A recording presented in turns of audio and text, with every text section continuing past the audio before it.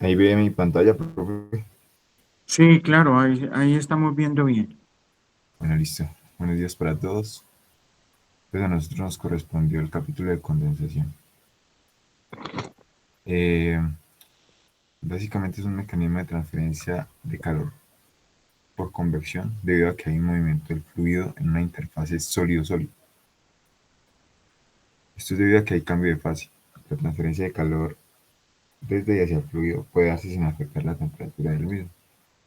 Se pueden alcanzar grandes cantidades de transferencia de calor con cambios pequeños en la temperatura. Los efectos del calor latente asociados con el cambio de fase son significativos. El cambio de estado de vapor a líquido tiene como resultado la transferencia de calor a la superficie sólida.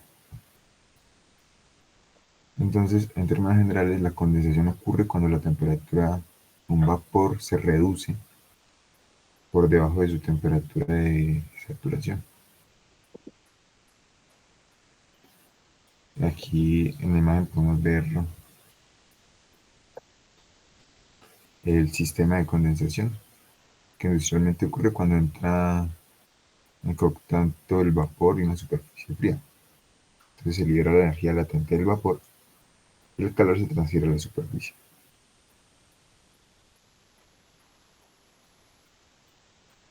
En algunos de los mecanismos son, de los tipos de condensación son condensación homogénea, contacto directo, gotas y película. Entonces, em, por película, ahí se puede ver en la imagen, es la condensación sobre superficies limpias y no contaminadas, donde el líquido forma una capa delgada y continua. Esto sucede debido a que el vapor se condensa y el líquido se adhiere a la superficie, formando una película líquida en lugar de gotas. Un ejemplo práctico podría ser, digamos, la formación de agua en una ventana limpia durante un día frío y húmedo. También tenemos gotas de, donde se refiere a la condensación sobre superficies que no se mojan fácilmente, como superficies hidrofóbicas. El vapor se condensa en pequeñas gotas separadas en lugar de formar una película continua. Un ejemplo puede ser las gotas de agua que se forman sobre una hoja, como veíamos en la primera diapositiva. No se pegan como tal, sino que resbalan. Em, o sobre una superficie encerada también puede ser. La condensación homogénea ocurre, o bueno, es la formación de gotas de líquido directamente en el aire, sin necesidad de una superficie sólida. Esto ocurre cuando el vapor se enfría lo suficiente como para que las moléculas se agrupen formando pequeñas gotitas suspendidas en el aire, lo que genera lo que llamamos nieblina o niebla. Eh, es básicamente la que podemos observar de forma matutina en la ciudad o en el campo, en las carreteras, etcétera. Bueno, eh,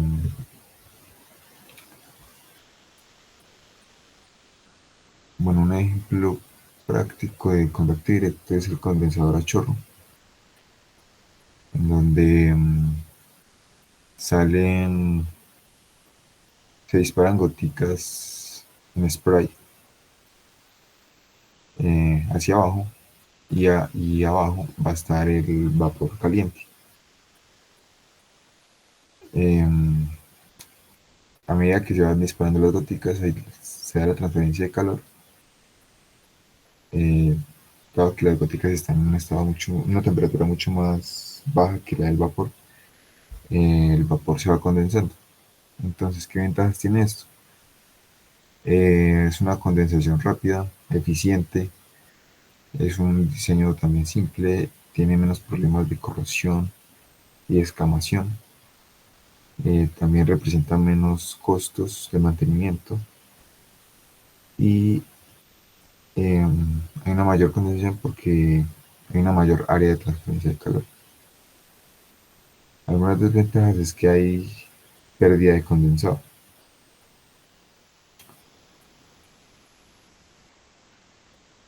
Ah, bueno, este es un videito.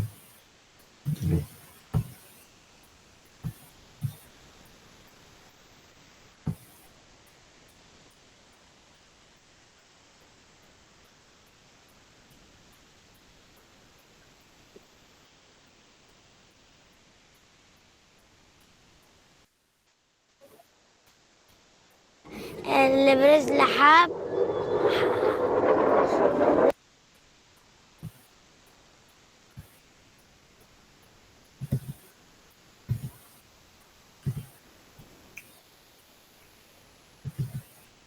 Bueno, este sistema eh, es un intercambiador de calor que se llama calandria, que es básicamente para concentrar los componentes más sólidos de la leche, para hacer leche condensada o leche en polvo. Es cómo funciona. Eh, Entra la leche fría en su estado líquido, eh, entra por unos tubos internos y el vapor del agua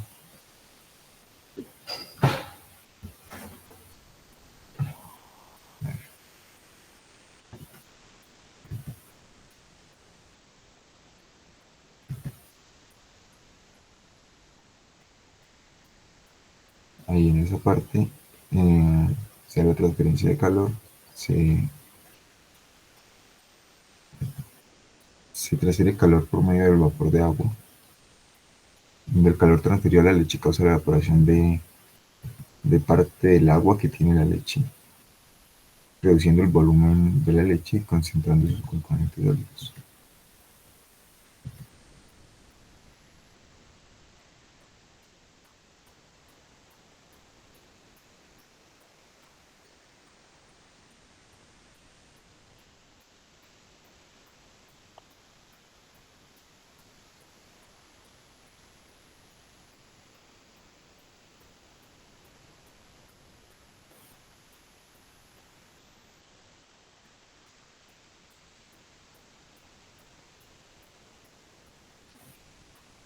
Y ya abajo sale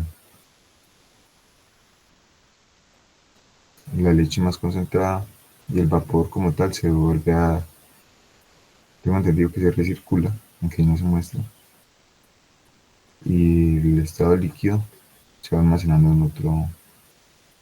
en otro tanque.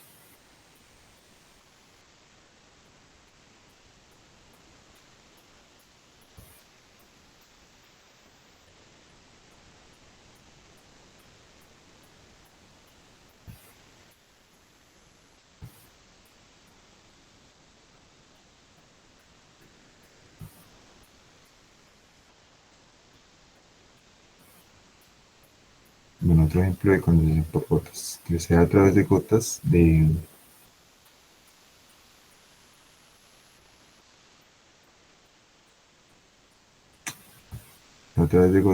menos de 100 micrómetros de diámetro y se pueden alcanzar transferencias de calor que son de un orden de magnitud mayores que las asociadas con la condensación de la película. En el diseño se recomienda hacer los cálculos con condensación de película, que más adelante vamos a mostrar las ecuaciones correspondientes. En la condensación de película se genera también una resistencia a la transferencia de calor entre el vapor y la superficie, de modo que la resistencia se incrementa con el espesor del condensado, que aumenta en la dirección del flujo. Para esto es recomendable usar superficies verticales cortas o cilindros horizontales para las películas.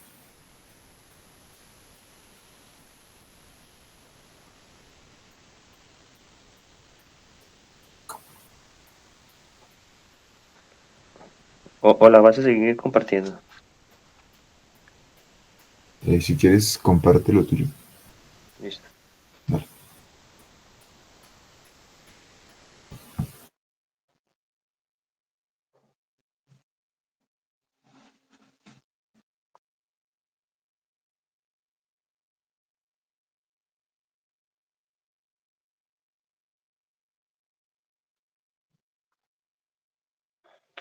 Listo. Sí se ve, ¿cierto? Bueno, ahora vamos a ver lo que decía mi compañero, que era condensación, pero en una superficie vertical. ¿Qué es lo que pasa? Cuando empezamos a formarse las primeras gotas, a esto lo llamamos una película de líquido, que comienza a formarse en la parte superior de la placa. Entonces, por procesos de condensación y por diferencias de temperatura del vapor, empezamos a ver la primera gota. Como cuando uno estaba en termodinámica, que le decían, la primera gota se empieza a formar por un vapor saturado. Entonces, y va bajando, la temperatura del vapor va bajando y a medida va condensando. ¿Listo? Entonces, esto forma una película. Puede formarse una película completa o una gota, pero en este caso vamos a trabajar con una película, digamos así, por así decirlo, completa para analizar las ecuaciones. Entonces, el espesor de la película se incrementa en dirección del flujo debido a la condensación continua en la interfase. ¿Qué quiere decir esto? Vamos a centrarnos en la interfase entre el líquido y el vapor, o sea, la fase líquida y la fase de vapor. En esa interfase que se ve aquí, vamos a plantear nuestro estado de equilibrio, ¿cierto? Lo importante de aquí es tener en cuenta, pues, la distancia de la placa y lo que se empieza a formar. Entonces vamos a tener varios diferenciales, ¿cierto? Para poder calcular el perfil de temperatura y el perfil de velocidad de transferencia. Durante la condensación se libera calor que se transfiere a través de la película hasta la superficie de la placa. ¿Qué quiere decir esto? Que entre la interfase desde el seno del vapor hasta el seno del líquido, llegando hasta la placa, vamos a tener una conductividad. La temperatura de condensación de saturación disminuye gradualmente hasta la temperatura de saturación en la pared. Eso era lo que les comentaba, de que a medida de que va pasando el vapor, baja su temperatura y empieza a condensar y se va poniendo la primera gota. Y la velocidad de condensado en la pared es cero por la condición de no deslizamiento y alcanzar un máximo en la interfase líquido-vapor.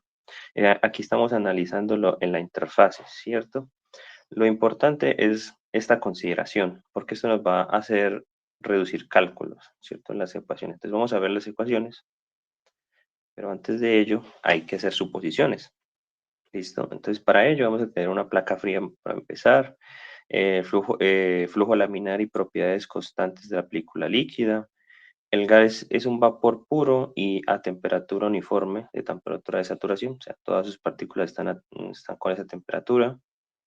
El esfuerzo de cortante en la interfase líquido-vapor es insignificante. Esto nos ayuda a tener, pues, a la suposición de flujo laminar y las propiedades. Las transferencias de momento y energía por avanción en la película son insignificantes. Esto ya es por el movimiento, por las ecuaciones de movimiento para simplificarlas. Ya pasando acá, vemos que se empieza a generar un delta, bueno, aquí más bien que todo. A partir de ello se plantea la ecuación de momento. Entonces vamos a hacer primero el momento para ver cómo se mueve. Entonces tenemos la doble integral desde 1 hasta la viscosidad del líquido, que depende tanto de su fuerza del cuerpo. Entonces, ¿qué es la fuerza del cuerpo? Vamos a tener como un delta, una densidad por una gravedad. Entonces vamos a ver, por así decirlo, tenemos una gravedad y empieza a caer la gota. ¿Cierto? Eso es lo que vamos a empezar a modelar. Se puede aproximar el gradiente de presión en términos de las condiciones de fuerza de película.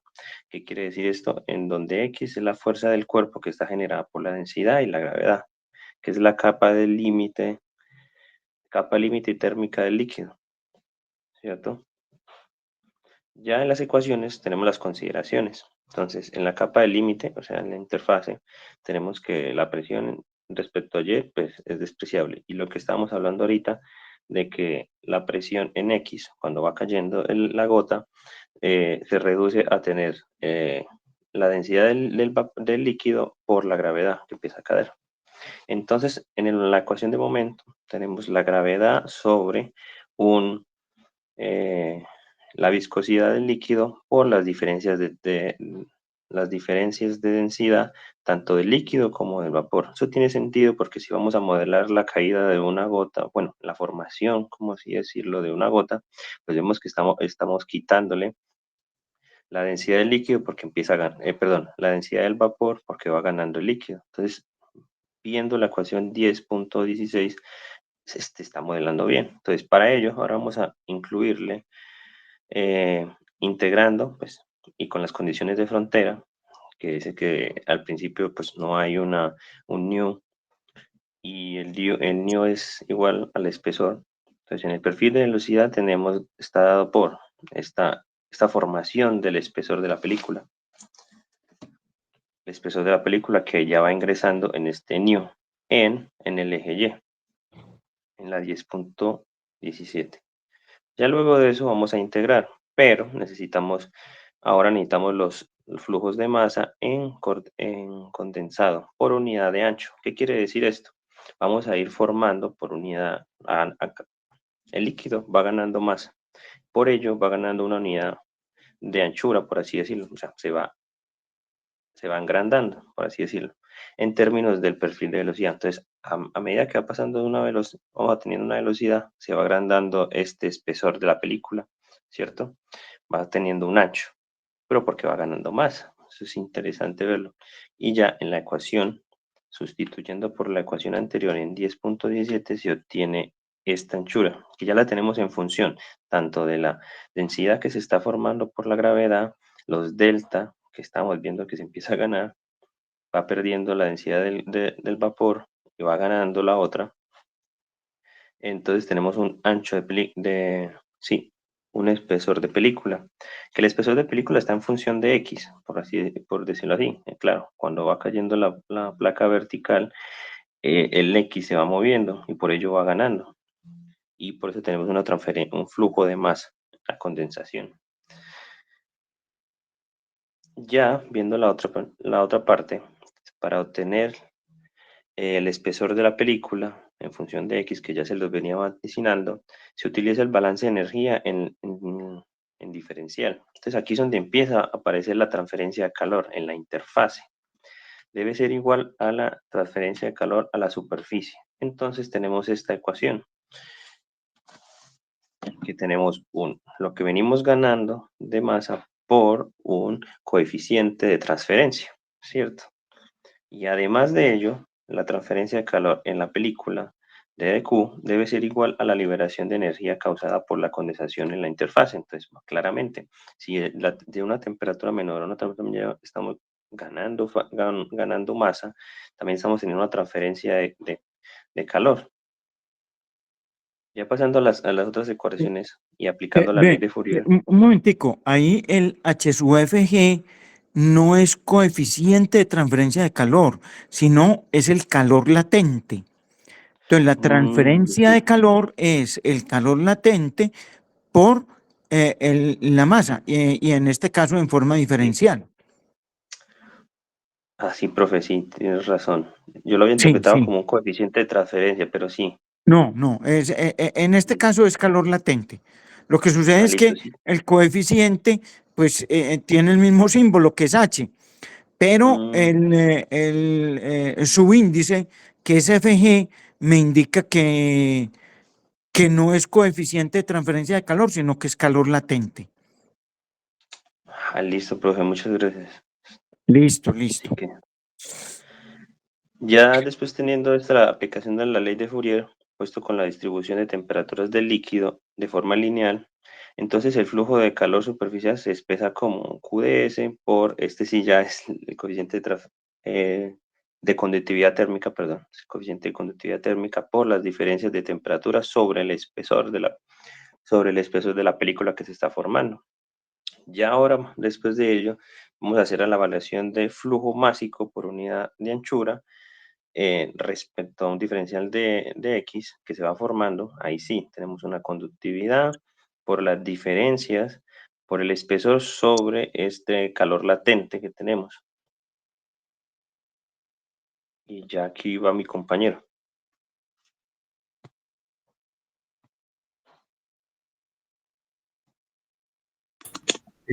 Hola, compañeros. Bueno, siguiendo con el análisis, llegamos para la obtención de la anchura respecto a x, la ecuación 10.19, como tal, pues es la que se observa y la que se explicó ya anteriormente. ¿Puedes pasar, por favor? Entonces, llega Nusselt, pues ignoraba el subenfriamiento del líquido condensado.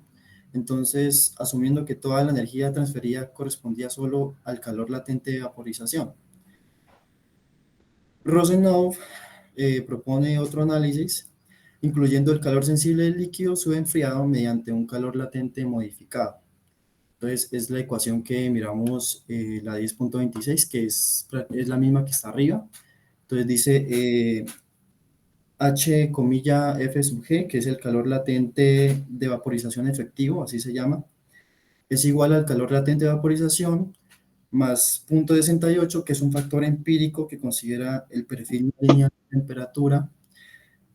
Como todos ya sabemos, pues C sub P del líquido, que es el calor específico a presión constante, y las diferencias de temperatura de saturación y en la superficie.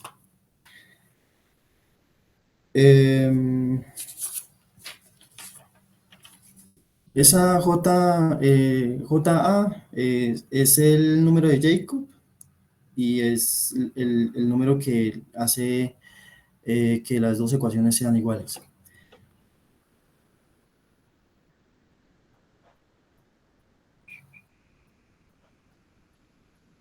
Bueno, el flujo de calor se puede expresar como sigue, donde H sub X es el coeficiente de transferencia de calor por convección local en una posición específica X a lo largo de la placa. Es la ecuación 10.27. Entonces, bueno, recordemos qué es lo que significa Q sub S doble comilla. Entonces, el flujo de calor superficial que representa la cantidad de energía térmica que se transfiere por unidad de área y por unidad de tiempo a través de la superficie de contacto entre el condensado y la placa. Entonces, al sustituir la ecuación 10.22, el coeficiente de convección local es entonces la relación que se da en la ecuación 10.28, la conductividad térmica del líquido sobre la anchura. Es una relación muy importante que tenemos ahí. Y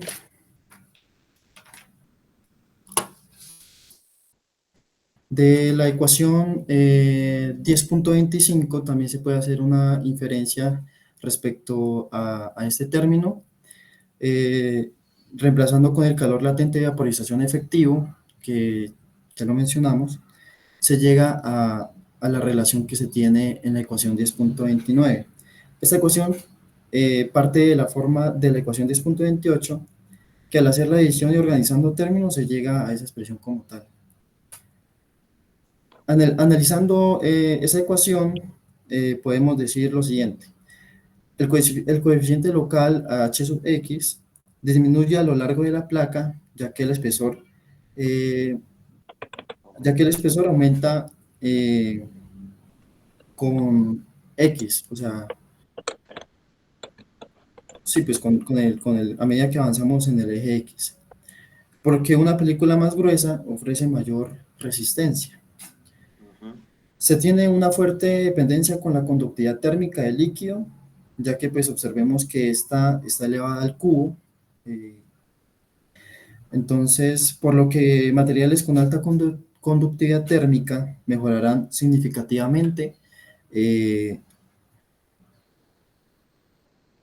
este término que es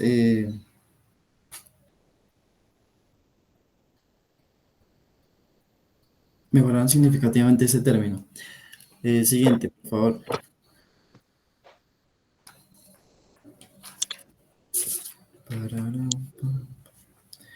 Bueno,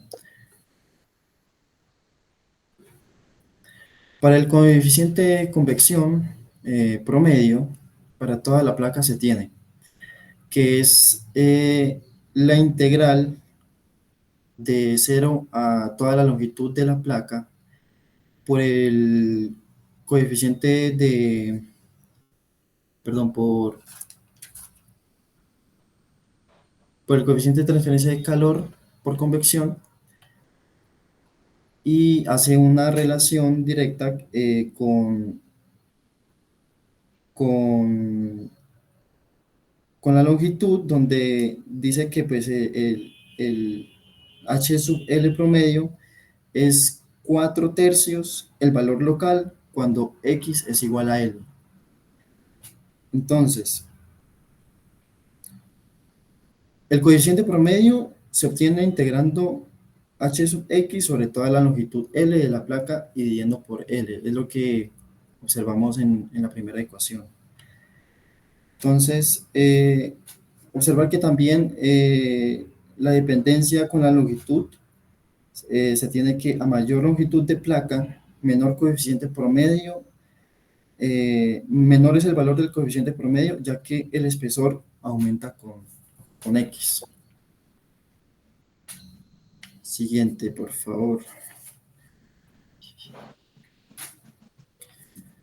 Entonces, a continuación se presenta como tal el número de Nusselt promedio, dándonos de la siguiente forma, que es la ecuación 10.31. El número de Nusselt es un parámetro adimensional, como el número de Reynolds, por ejemplo, que relaciona la transferencia de calor por convección con la transferencia de calor por conducción en un fluido. Observemos que la presencia de los términos de coeficiente promedio de transferencia de calor por convección calculado anteriormente, la longitud característica del sistema L y el término de conducción K1, la conductividad térmica del líquido. Entonces, ¿cuál es la interpretación física que se tiene en esta ecuación? Del número de Nusselt. Si el número de Nusselt es igual a 1, el calor se transfiere solo por conducción. Un ejemplo es, por ejemplo, el caso que se da en un fluido estático. Si el número de Nusselt es mayor a 1, se dice que la convección domina sobre la conducción. El número de Nusselt siempre va a ser positivo. Entonces, ¿cómo se obtiene la ecuación 10.31? Se obtiene la definición del número de Nusselt, que se tiene que es, al sustituir el número de Nusselt promedio y simplificando por campitería, se llega a la ecuación 10.31. Entonces, notemos que como numerador se tiene pues, el coeficiente promedio de transferencia de calor por convección, la longitud sobre la conductividad, la conductividad del líquido. La transferencia total de calor a la superficie se puede obtener mediante el uso de la ecuación 10.30 con la siguiente forma de enfriamiento de Newton. Entonces, la ecuación 10.32 precisamente pues parte de la ley de enfriamiento, donde dice que el calor transferido es igual a, en este caso, el coeficiente promedio de transferencia de calor por el área de la placa por la diferencia de las temperaturas de saturación y de superficies. Siguiente, por favor.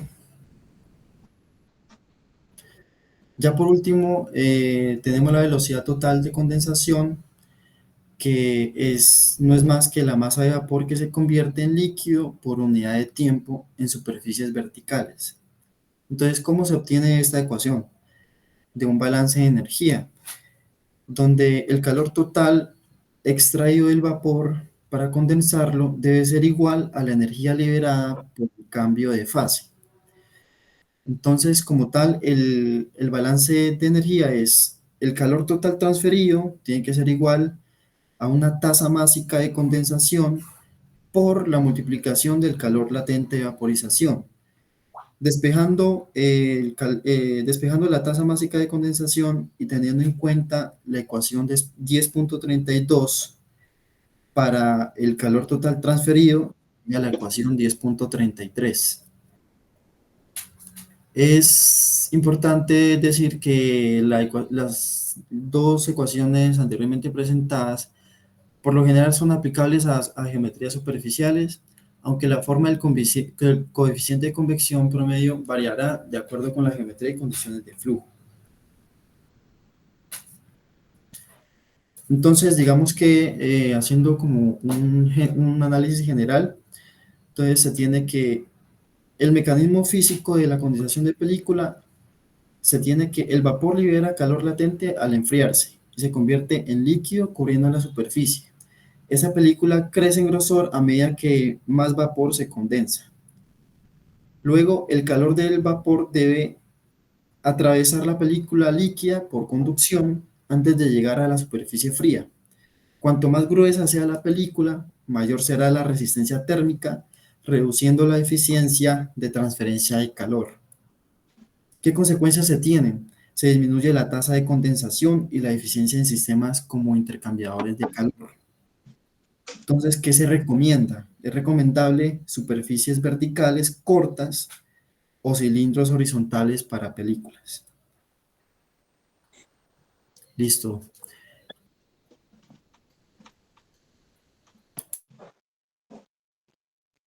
Tum, tum.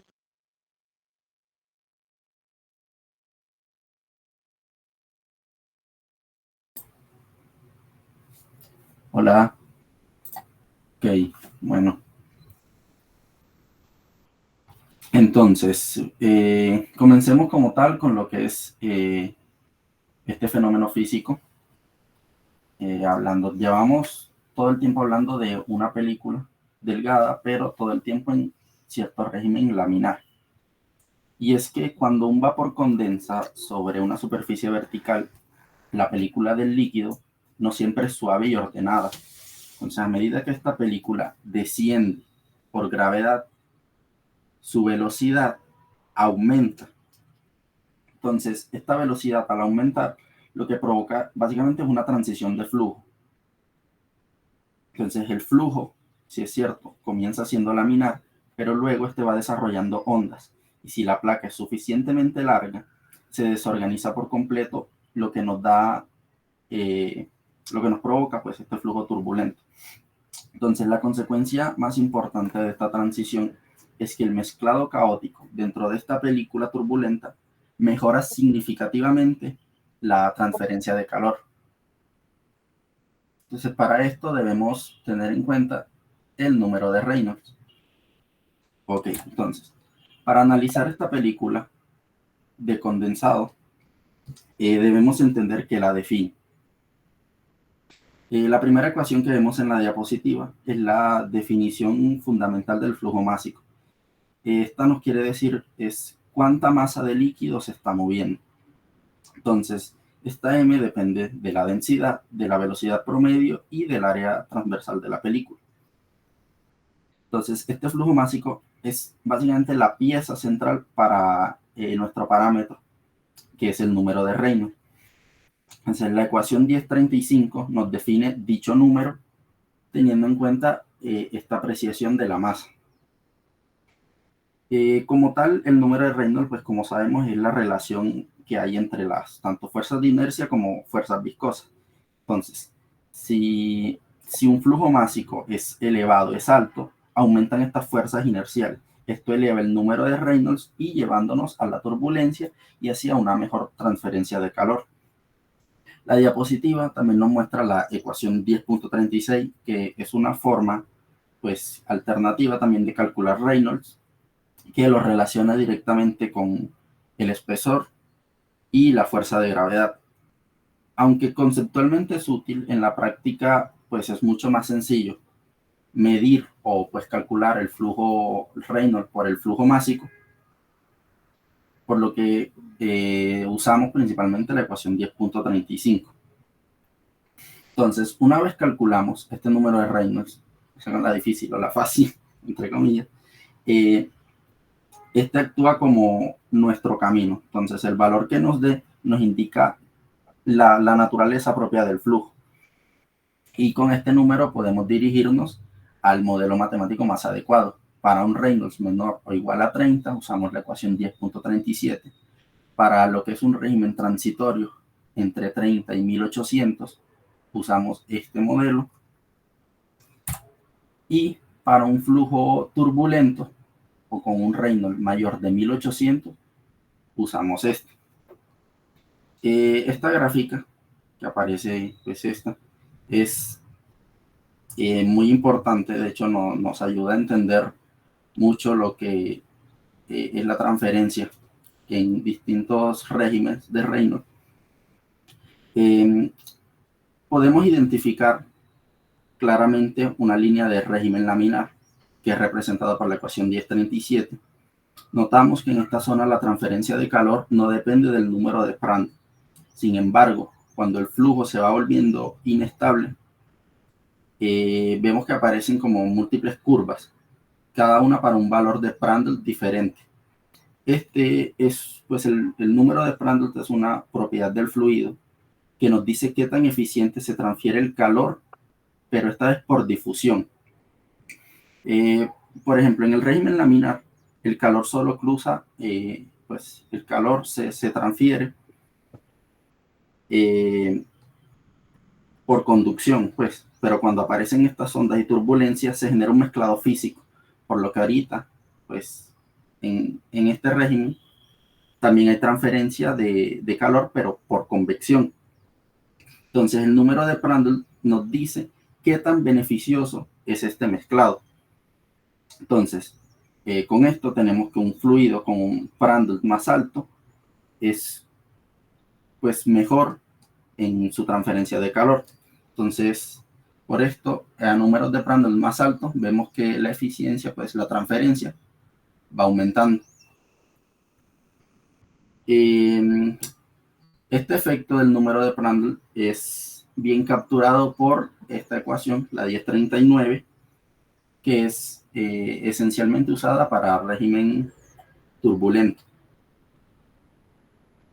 Okay. Entonces, ya sabiendo lo que es en el sistema, pasamos a una aplicación un poco más industrial, que son los sistemas radiales. Entonces, en este caso, tenemos el de un único tubo horizontal, cuya transferencia de calor la describe la ecuación número 1040. Y aquí quiero hacer hincapié en por qué esta configuración del tubo es tan importante. Es que en un tubo vertical, el líquido tendría que recorrer toda la longitud L del tubo, todo su largo. Entonces, este recorrido lo que hace es engrosar la película constantemente, lo que va haciendo ineficiente la transferencia. Mientras que en un tubo horizontal, el líquido recorre una distancia menor, que sería el diámetro de, pues, la mitad, así, aquí, antes de que el condensado gotee. Es el resultado de este recorrido, que es ciertamente más corto, es una película de condensado mucho más delgada, lo que se traduce también en un rendimiento drásticamente superior. Entonces, ahora que entendemos lo que es la alta eficiencia de un tubo, podemos analizar ahora sí una configuración que es muy práctica industrialmente hablando. Esta la representa la ecuación 10.41. Entonces podemos ver que al apilar tubos, el goteo, pues ya habíamos dicho que engrosar la película baja la eficiencia de la transferencia. Entonces, ¿por qué se hace esto? Y es que partimos de una alta eficiencia en la orientación horizontal. Sabemos que al disponer el tubo de esta manera, la transferencia de calor se hará de manera más adecuada. Pero al existir un goteo a la siguiente, la película se podrá engrosar y bajará la eficiencia. Pero nosotros, o pues se decide seguir apilando esto, porque la penalización es calculable. De hecho, está n elevado a la 1 menos cuarto. Entonces, es como que podemos empaquetar mucha área de transferencia en esta disposición en un volumen muy compacto, lo cual es muy beneficioso, y el sistema sigue siendo muy superior y práctico para aplicaciones industriales.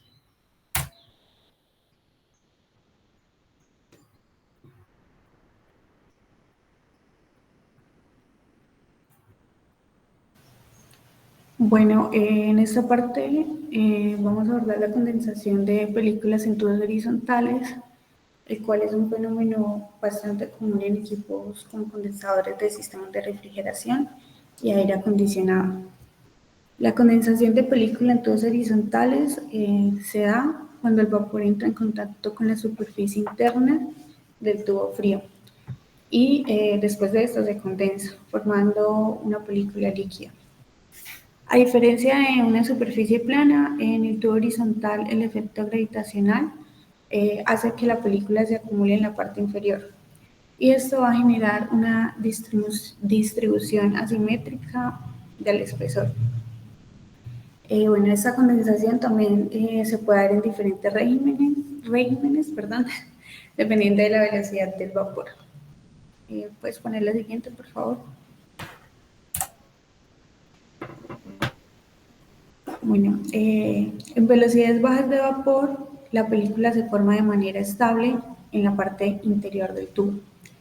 Y la expresión que se recomienda es una adaptación de la correlación de Nusselt para geometría cilíndrica, considerando que la película se acumula principalmente en la parte inferior por gravedad, como en la condensación en placa.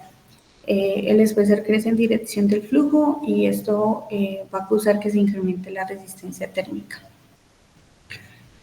Cabe resaltar que para velocidades bajas se asume que la película líquida es la que limita la transferencia de calor y por ende se puede modelar de forma parecida a una película laminar en placas, ajustando el coeficiente de convección con una constante geométrica para el tubo.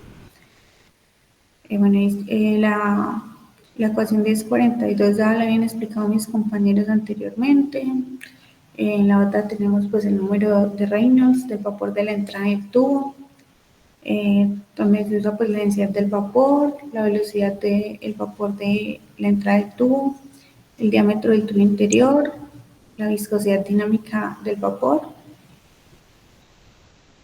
y ya. Y en la ecuación 10.43 demostró que con la inclusión de los efectos de advección térmica se agrega un término de calor latente de vaporización, entonces va a ser un calor latente de condensación corregido. Pues ahí tenemos pues el calor latente de condensación sin corrección, la capacidad calorífica específica del líquido condensado, la temperatura de saturación del vapor, la temperatura de la superficie, pues la diferencia entre estas dos temperaturas. Y la siguiente, por favor. Bueno, en velocidades altas de vapor se desarrolla un flujo que pues algunos llaman bifásico anular, o se puede decir que el flujo bifásico se convierte en anular, y en este lo que sucede es que el vapor se mueve por el centro del tubo, que se encuentra rodeado de una capa líquida que es más delgada y que se forma en la pared. Esa película se adelgaza por el arrastre del vapor, modificando la transferencia de calor. Y esa predicción se complica por lo que se utilizan modelos más avanzados o correlaciones empíricas.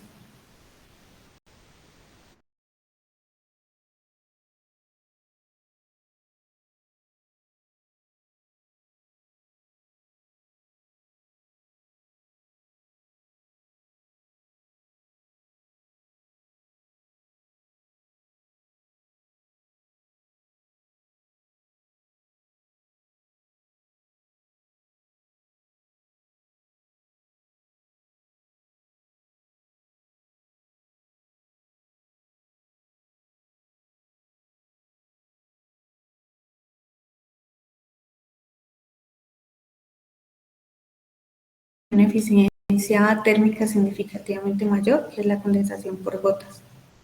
A diferencia de la condensación de película, en la condensación de gotas, el vapor forma gotas pequeñas en la superficie, en lugar de una capa continua, como la anterior. Entonces, esta condición puede mejorar mucho la transferencia de calor que se da. Esta condensación de gotas ocurre cuando el vapor condensa en forma de pequeñas gotas individuales en la superficie, pues en lugar de una película continua. Normalmente se da en superficies hidrofóbicas, como el cobre pulido o como superficies tratadas. Los coeficientes de transferencia de calor pueden ser un orden de magnitud mayores que en la condensación de la película. Y esto se debe a que las gotas, cuando crecen y se desprenden, permiten que nuevas zonas de la superficie queden expuestas al vapor, lo que va a reducir la resistencia térmica. A pesar de que digamos que esto es más eficiente, no se usa como base de un diseño porque es difícil garantizar y mantenerlo en la práctica por diferentes condiciones que pueden ser como contaminación, oxidación, entre otras. Por lo que se recomienda asumir condensación por película como base de diseño para, pues, como para garantizar mejor todo el proceso. Pues estas limitaciones hacen que la mayoría de los diseños industriales se basen en el modelo de película, como porque no se pueden garantizar y mantener como la eficiencia debido a factores externos. Y siguiente. Y ya, profe, ahí tenemos la bibliografía que se usó. Muchas gracias.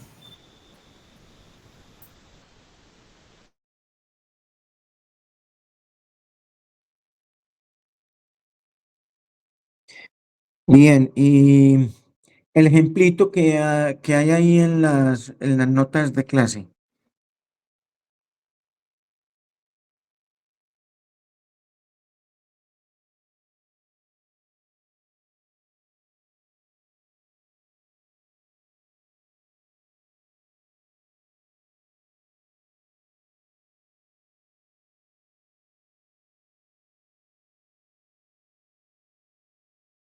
¿Aló?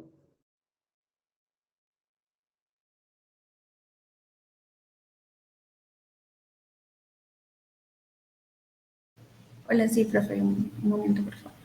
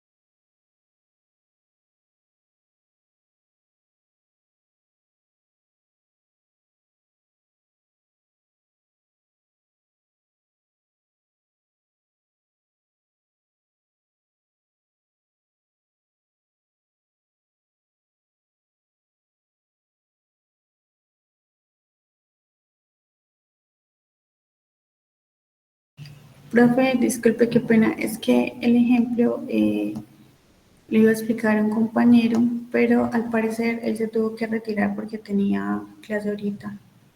Entonces, pues no sé si lo mostramos.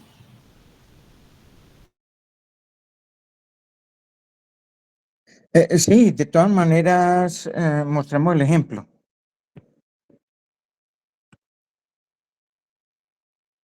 Ya lo ponemos.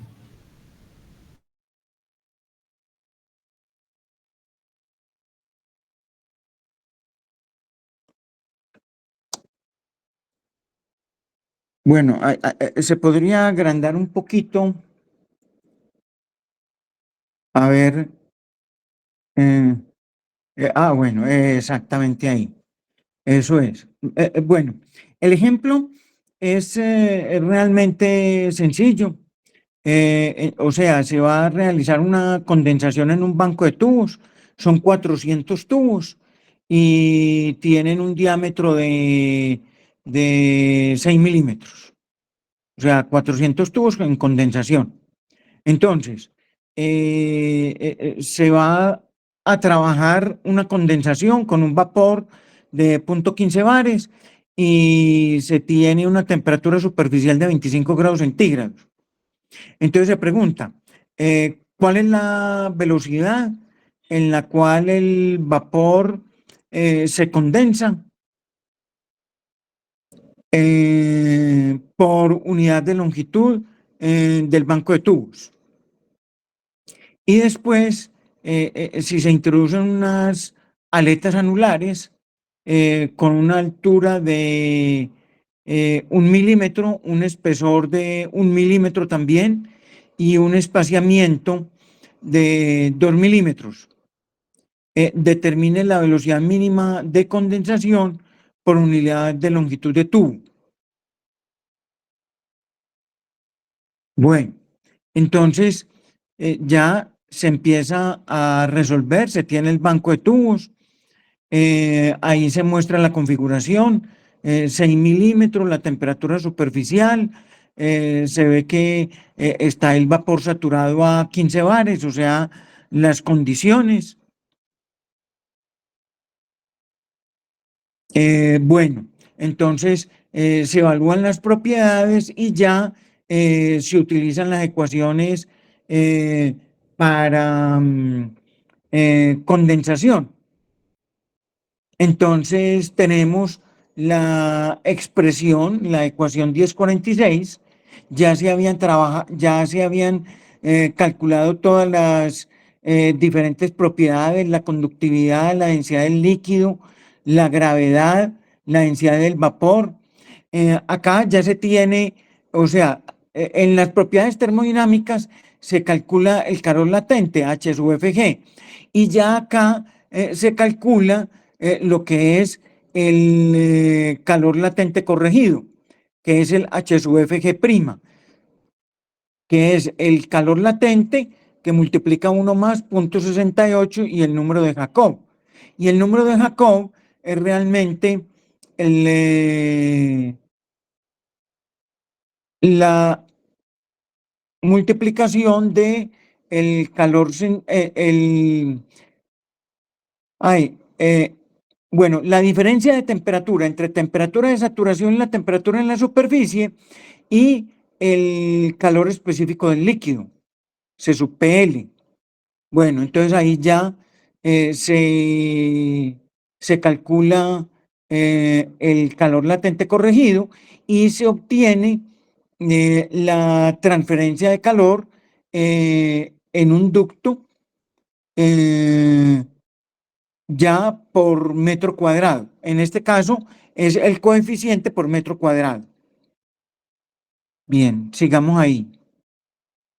Bueno, pero tenemos que realmente no es un solo tubo, sino que tenemos, eran 400 tubos.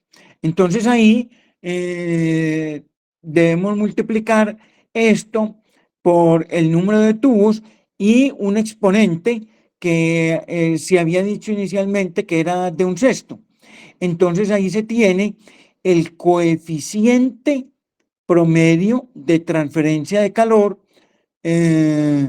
para los N tubos. Ya por unidad de longitud se despeja de la ecuación 1034. Bueno, N por N llega a ser lo de los 400 tubos, 20 por 20. Entonces ya simplemente se reemplaza el valor que acabamos de tener como coeficiente global para todo el arreglo de los 400 tubos. Entonces el coeficiente global se aplica a la ecuación de ley de enfriamiento de Newton, que es el coeficiente por el área por la diferencia de temperaturas. Y en este caso, como se obtiene es la cantidad condensada, la cantidad, se obtiene aquí en el lado izquierdo la cantidad condensada que se multiplica por el calor latente corregido, y en el lado derecho estaría la cantidad condensada, la cantidad, el calor transferido por condensación. Entonces, en el lado izquierdo es la forma general de cálculo de la condensación. Acá es muy bueno tener en cuenta que, miren ustedes en esta ecuación, que en los cálculos de condensación no tenemos en cuenta el calor latente termodinámico, sino el calor latente corregido. Eso es muy importante.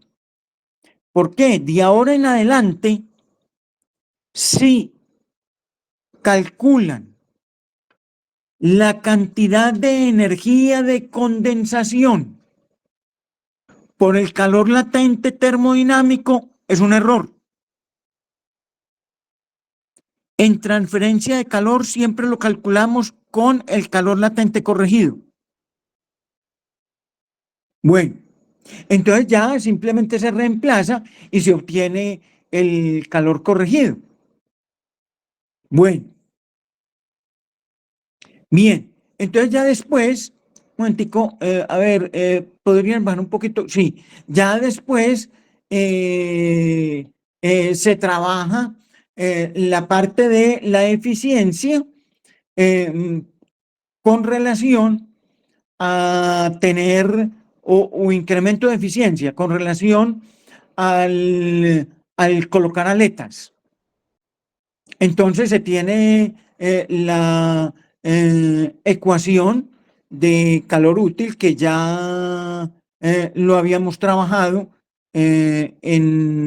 o sea, el flujo útil que teníamos en la ecuación anterior, y ya en el numerador está precisamente lo que se va a transferir con la cantidad de aletas colocadas según el espaciamiento y el espesor requerido. Como el calor latente corregido en ambos casos es igual, entonces la eficiencia me pasa de una relación de transferencia de calor a una relación de flujos másicos, porque el calor latente corregido es el mismo.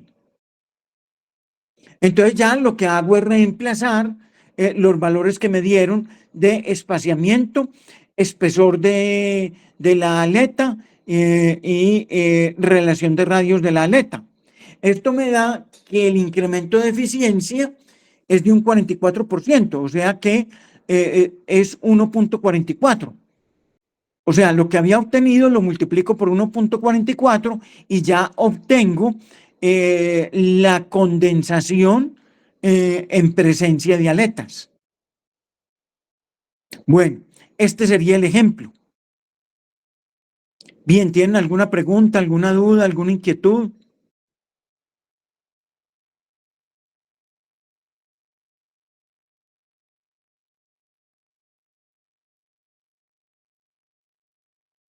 Entonces ahí se ve un ejemplo de condensación en un banco de tubos y condensación en un banco de tubos con aletas.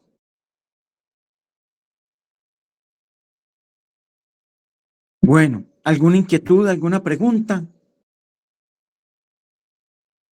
Bueno, si no hay preguntas, no hay dudas, bueno, hoy terminamos rápido. Recuerden, la clase siguiente comienzan las exposiciones.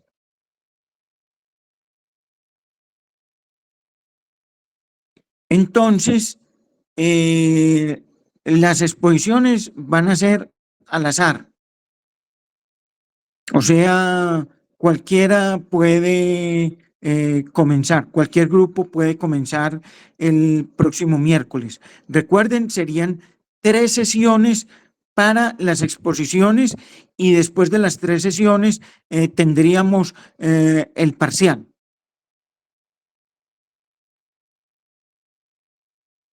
¿Alguna inquietud, alguna pregunta?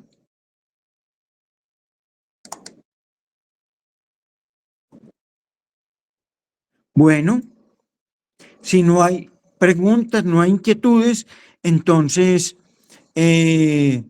damos por terminada la clase. Gracias, profe. Bueno, Profe, muchas gracias. listo. Gracias. Bien, listo. Hasta luego. Bien.